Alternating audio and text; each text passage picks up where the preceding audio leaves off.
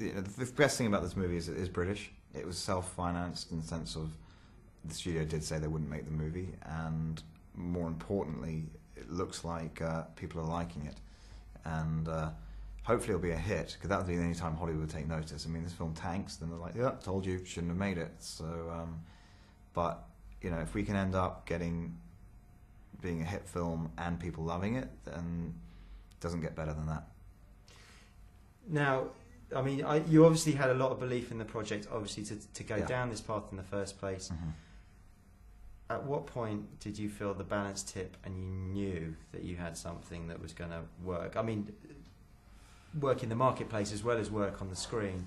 For me, it was during the first rehearsals. When I saw the actors all together and the chemistry between it, I just said, all I've got to do is get these guys in focus. It doesn't even matter what I do with the camera, as long as I go, this will work. And that's what people forget about filmmaking is, you can flash the camera, you can move it around, you can edit, you can light it beautifully. But the most important thing about any movie is the story working and the characters working. And just in the read-through, you just saw magic happening between all the chemistries, and I was like, that's it. So, and that's the most important thing. I've got to say, because last time I spoke to you, I was just about to go and see the film. Have you not seen it when I saw it? I hadn't. Yeah. I did absolutely love it. I'm not just saying that because I'm here doing your film. Right. I did love it. Right. Very nicely surprised with Aaron's performance as well. Yeah. You thought he was crap on set, or? No, because he's so new to it. He seemed to be very easy in that role. As I said, the actors are on a different level. You know, I saw that when I saw him rehearsing with everyone, and Chloe and Chris and Nick. It was like, okay, we've cast this well, and now they made me look good. Mm-hmm. They hardly needed any direction. You know, it was normally it's like, you know, like herding cats. Here it was like herding sheep. Now tell me, when you were going and pitching to the studios the first time around, and I know that story. We know that story. I didn't even get to pitch it. They just said no. Well, what were you saying? What were you saying to the guys that you did get at least, a few sentences out about? I didn't get any sentences in to anyone. Sent the script in on a Friday. They read it all on the weekend, and normally that's when you go in and discuss it. And it was just no from all of them.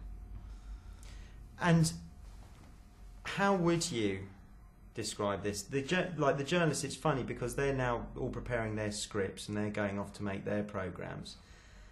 And we've been discussing in there how you describe this film. Now, from the horse's mouth, how would you describe this movie? Story or tone? Story first, and then we'll do tone. The story, I'd say, it is about a kid who. The basic premise is about a boy who doesn't understand why everybody wants to be Paris Hilton, but nobody wants to be Spider-Man. So he makes his own costume and declares war on gangsters, and all hell breaks loose for it, that decision. And what the movie really is a modern, well, actually it's a postmodern love letter to all the superhero movies ever made, but it's a film that's relevant to the modern audience. It's about it's what Spider-Man was created in the 60s, Watchmen in the 80s. This is a comic that was created now, and it's about relevant issues and children. Somebody described it as teenage Tarantino, and I think that sums up the movie. Teenage Tarantino, super hot. It's a superhero movie done in a Tarantino style.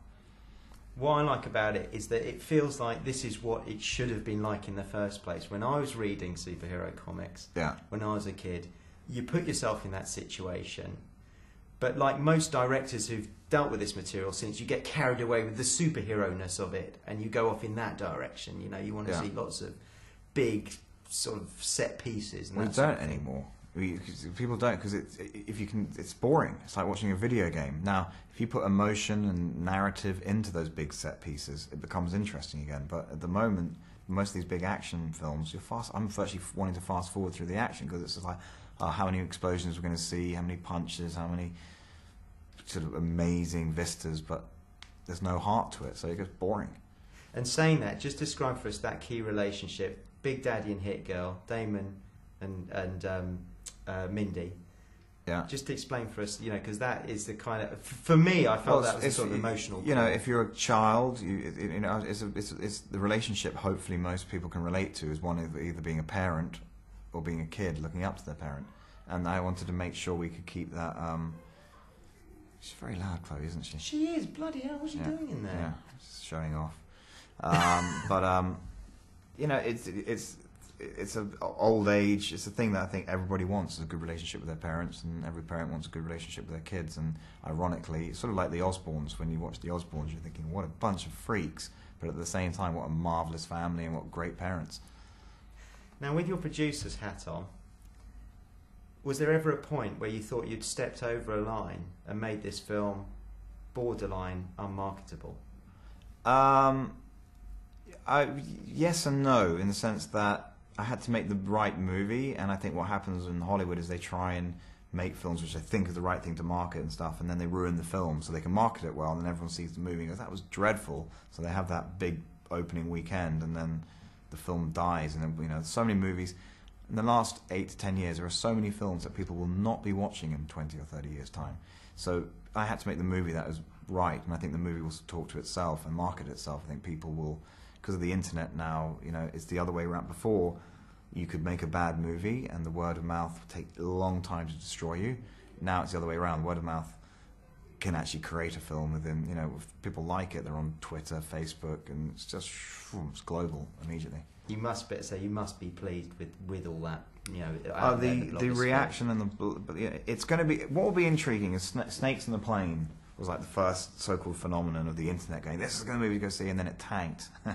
So I'm hoping this will be the opposite of Snakes in the Plane, that the internet has grown since then, and we'll see.